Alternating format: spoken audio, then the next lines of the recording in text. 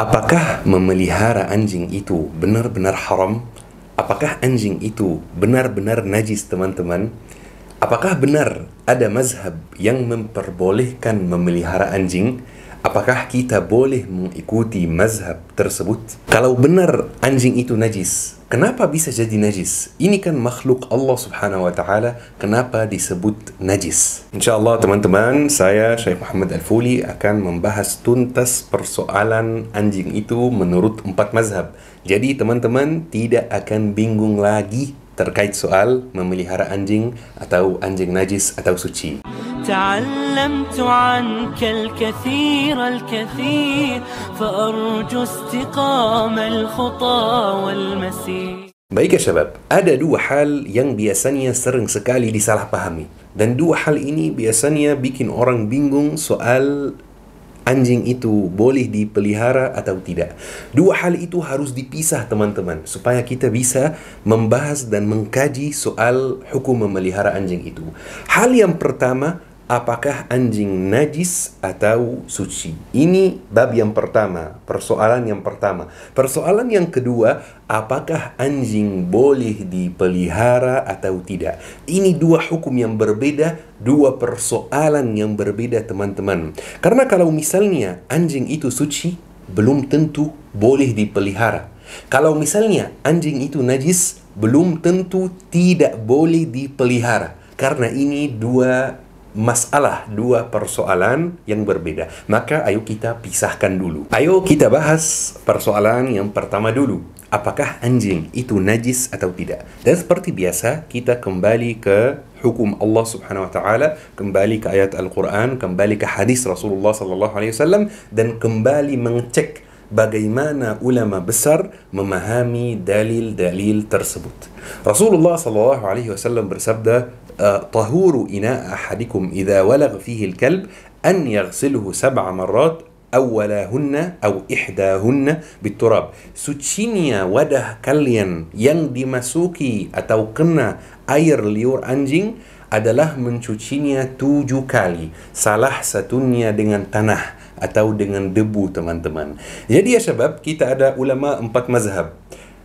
Ulama 4 mazhab memahami hadis ini dengan cara yang berbeda. Misalnya Imam Hanafi, Imam Abu Hanifah, Imam Ahmad bin Hanbal, mazhab Hanbali, Imam Syafi'i, mazhab Syafi'i, mendapat kesimpulan dari hadis ini bahwa air atau wadah tersebut akan dicuci 7 kali karena anjing itu najis. Kan tidak ada misalnya perintah lain untuk mencuci sesuatu 7 kali kecuali dengan anjing itu dan beberapa hal lain. Berarti anjing itu najis menurut 3 mazhab ini. Mazhab Syafi'i, mazhab Hanbali, mazhab Hanafi. Sedangkan mazhab Maliki teman-teman mendapatkan kesimpulan yang berbeda lagi. Kata Imam Malik, iya memang ada perintah untuk mencuci wadah tersebut 7 kali, tapi ini belum tentu anjingnya najis. Jadi perintahnya cuci 7 kali itu tidak berarti anjingnya najis. Jadi otomatis orang-orang ulama-ulama bertanya kepada mazhab Maliki, bertanya kepada Imam Malik, kalau tidak najis, emang kenapa ada perintah khusus di sini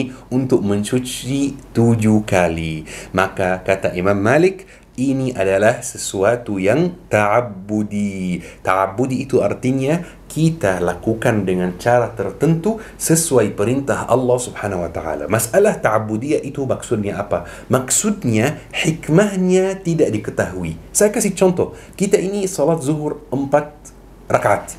Kenapa kita salat zuhur 4 rakaat? Kenapa bukan 3? Kenapa bukan 2? Kenapa bukan 10? Kita salat subuh 2 rakaat. Padahal baru bangun tidur lagi semangat bisa salat 10 rakaat. Kenapa salat 2 aja? Ini semuanya namanya masalah ta'abbudiyah teman-teman. Ta'abbudiyah artinya kita laksanakan sesuai perintah Allah Subhanahu wa Ta'ala sebagai bentuk menyerahkan diri kepada Allah Subhanahu wa Ta'ala. Allah perintahkan salat zuhur 4 rakaat, kita salat zuhur 4 rakaat. Allah perintahkan kita cuci wadah yang kena air liur anjing 7 kali, kita cuci 7 kali. Ini menurut Imam Malik teman-teman. Jadi kesimpulannya teman-teman, menurut 3 mazhab Syafi'i, Hanafi, Hanbali, anjing itu najis teman-teman. Dan menurut Imam Malik, menurut mazhab Maliki, anjing tidak najis. Mungkin ada syabab akan bertanya, Kalau Syekh Muhammad Al-Fuli sendiri ikut pendapat yang mana? Saya mengikut pendapat yang pertama teman-teman, bahwa anjing itu najis, tetapi saya tidak menyalahkan pendapat bahwa anjing itu tidak najis. Kenapa tidak menyalahkan? Karena ini pendapat Imam Malik, bukan orang biasa. Ini ulama Rabbani, ulama besar, pasti punya dalil untuk membuat kesimpulan seperti itu. Tapi saya merasa pendapat yang pertama lebih kuat dalilnya. Jadi sekarang Syekh, kalau saya disentuh anjing atau saya pegang anjing, apa yang saya harus lakukan? Apakah saya juga ikut najis atau tidak? Baik teman-teman, di sini ada 3 poin atau ada 3 pendapat. Pendapat yang pertama, anjing itu najis secara total. Badannya najis, air liurnya najis, walaupun badannya lagi kering. Ini pendapat yang pertama. Pendapat yang kedua, hanya air liur anjing saja yang najis. Jadi anjingnya sendiri nggak najis, air liurnya aja yang najis. Kemudian pendapat yang ketiga, anjing memang tidak najis sama sekali, badannya maupun air liurnya. Sebagaimana yang kita jelaskan tadi di mazhab Imam Malik. Ada 3 pendapat. Syekh Muhammad Al-Fuli sendiri mengikuti pendapat yang mana? Saya mengikuti pendapat yang kedua, bahwa air liur anjing itu najis. Tapi kalau kita misalnya pegang anjing, tapi bagian yang kita pegang itu kering, teman-teman, itu kita tidak kena najis. Maka teman-teman, saya kasih contohnya. Kalau misalnya antum lagi berkunjung ke rumah teman, di mana teman itu memelihara anjing. Kemudian anjing itu mendekati antum dan antum kena air liurnya. Apa yang antum harus lakukan? Jawabannya teman-teman, basuhi bagian yang terkena air liur anjing itu 6 kali dengan air dan 1 kali dengan debu atau sabun. Boleh debu, boleh sabun. Cukup dibasuhi saja bagian yang kena air liur anjing teman-teman. Tidak perlu mandi misalnya, tidak perlu buang pakaiannya di mesin cuci, tidak perlu mandi wajib, tidak perlu was-was soal bersuci teman-teman. Aturan bersuci dalam Islam itu adalah aturan yang jelas.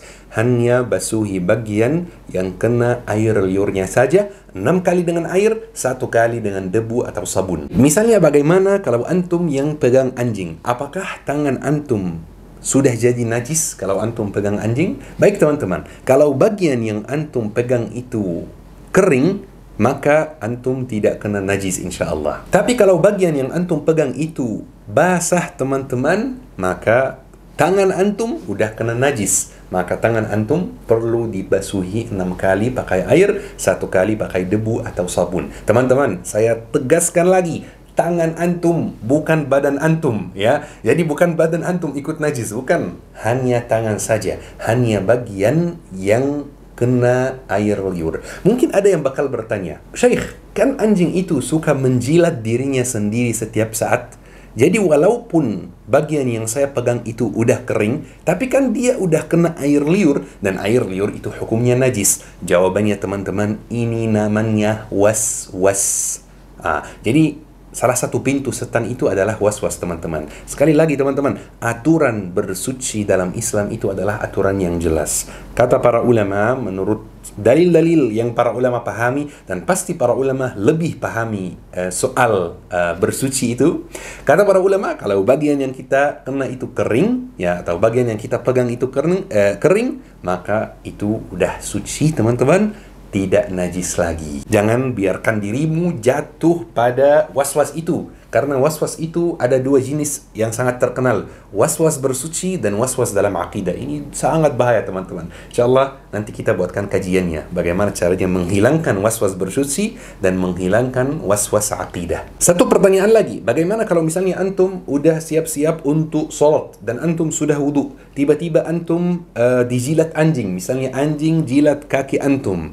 Apakah antum harus mengulang wudunya lagi? Jawabannya tidak perlu mengulang wudunya. Kalau antum mau mengulang wudunya untuk lebih hati-hati atau antum lagi pengen mengulang wudunya boleh. Tapi sebenarnya tidak wajib. Hanya tinggal basuhi bagian yang kena air liur anjing 6 kali dengan air, 1 kali dengan debu atau dengan sabun. Aturan bersuci sangat jelas dalam Islam. Teman-teman yang mau belajar bahasa Arab dibimbing dari 0 sampai lancar, coba hubungi Syabab Belajar Academy. Mereka ada kelas malam, kelas subuh, kelas pagi. Mudah-mudahan bermanfaat insyaAllah. Baik Syabab, sekarang kita sudah bahas hukum anjing itu najis atau suci. Ayo kita bahas persoalan yang kedua. Kita kan sudah sepakat ya, ada dua persoalan. Persoalan yang kedua itu, apakah anjing boleh dipelihara atau tidak? Dan ini hal yang sering sekali disalahpahami, karena kadang-kadang ada yang melihat, oh ada pendapat bahwa anjing itu tidak najis, berarti anjing boleh dipelihara. Bukan gitu teman-teman. Ini persoalan yang berbeda. Rasulullah SAW bersabda, la tadkhulul malaikatu baitan fihi kalb. Malaikat tidak masuk ke dalam rumah yang ada di dalamnya anjing.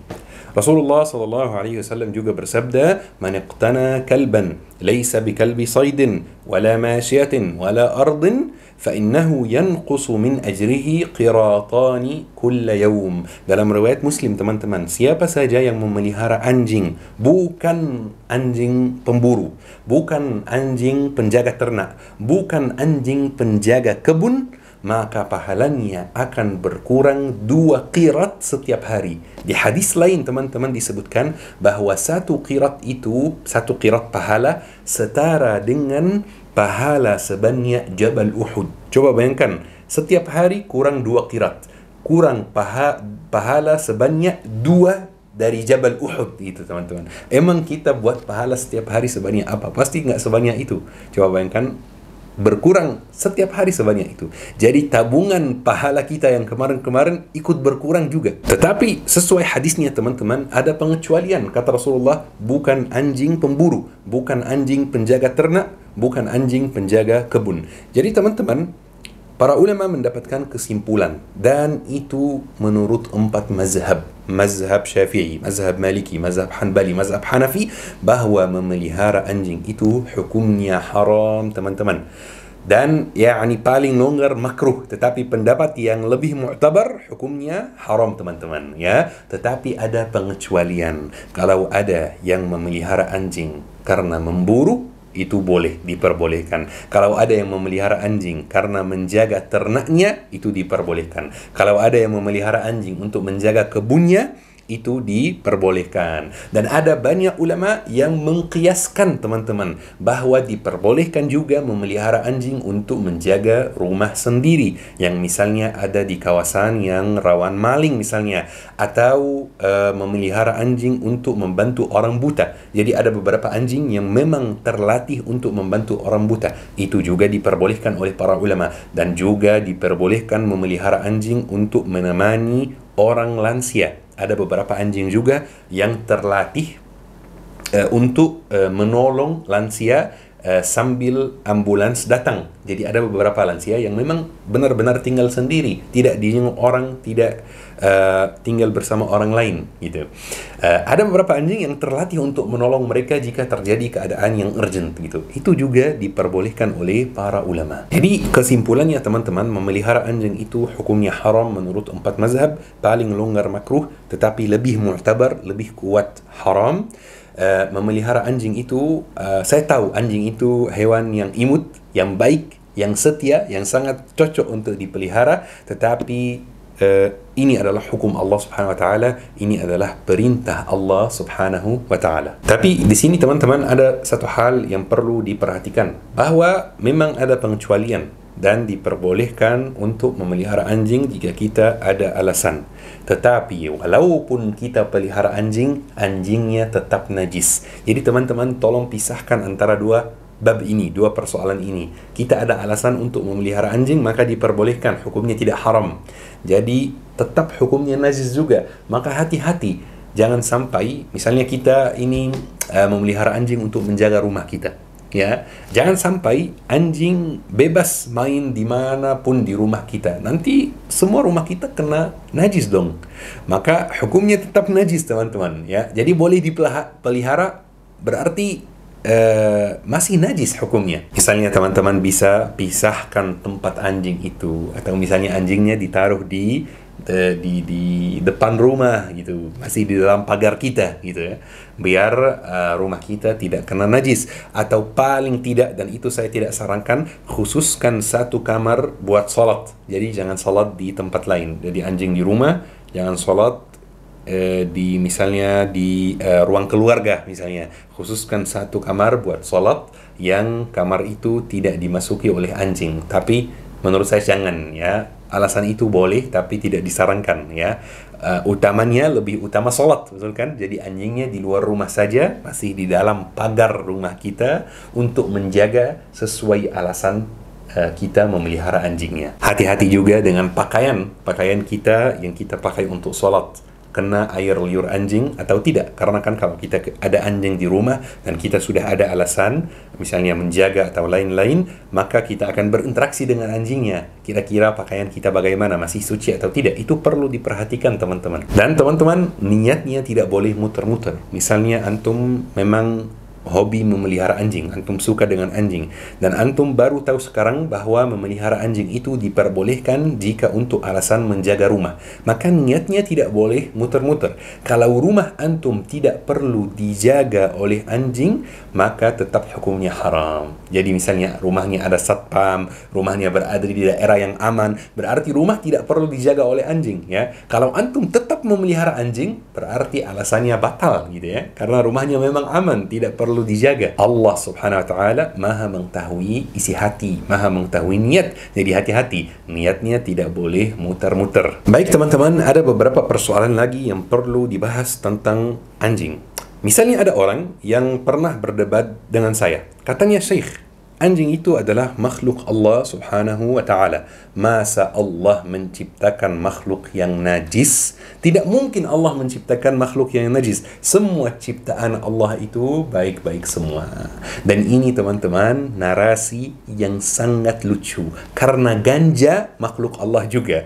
Anggur yang dipakai untuk buat khamar itu juga makhluk Allah subhanahu wa ta'ala dan ciptaan Allah subhanahu wa ta'ala. Kalau kita pakai narasi tersebut, maka sudah tidak ada hal yang diharamkan lagi teman-teman, karena semuanya ciptaan Allah, semuanya makhluk Allah subhanahu wa ta'ala. Allah subhanahu wa ta'ala menciptakan segala hal di dunia ini, kemudian Allah memberikan kita ujian supaya Allah memfilter mana hamba-hamba yang keimanannya kuat dan mana hamba-hamba yang keimanannya lemah teman-teman. Saya kasih contoh. Allah subhanahu wa ta'ala memberi kita istri. Istri boleh disentuh, boleh berhubungan dengan istri, bahkan berhubungan dengan istri itu termasuk ibadah teman-teman. Tetapi ada beberapa hari setiap bulan ketika istri lagi haid, istri tidak boleh disentuh, tidak boleh disentuh dalam arti berhubungan ya.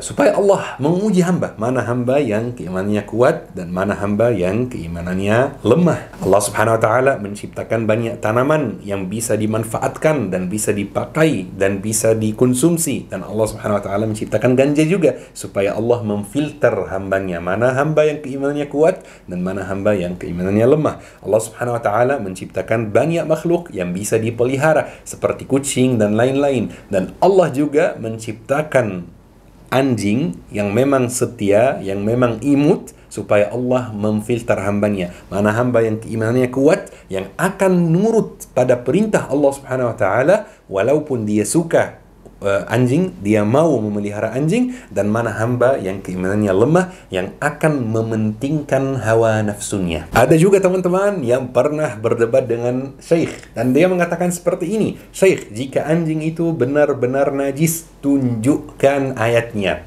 Dan ini juga narasi yang sangat lucu teman-teman, karena ketika dia mengatakan tunjukkan ayatnya, dia berasumsi bahwa wahyu Allah subhanahu wa ta'ala itu hanya Al-Quran. Dan ini salah teman-teman. Wahyu Allah subhanahu wa ta'ala itu Al-Quran dan sunnah Nabi, hadis Nabi Muhammad SAW sebagai penjelasan dari isi Al-Quran. Dan orang yang bernarasi seperti itu, saya mau tanya satu pertanyaan saja. Tunjukkan ayat di mana kita diperintahkan untuk salat zuhur 4 rakaat. Tunjukkan ayat di mana kita diperintahkan untuk salat subuh 2 rakaat. Tidak ada teman-teman. Buka Al-Quran, halaman pertama sampai halaman terakhir, tidak ada perintah, wahai orang-orang yang beriman, salat zuhur 4 rakaat. Tidak ada. Tapi bagaimana kita bisa tahu kalau salat zuhur itu 4 rakaat? Kita bisa tahu dari sunnah Nabi Muhammad SAW, dari hadis Nabi Muhammad SAW.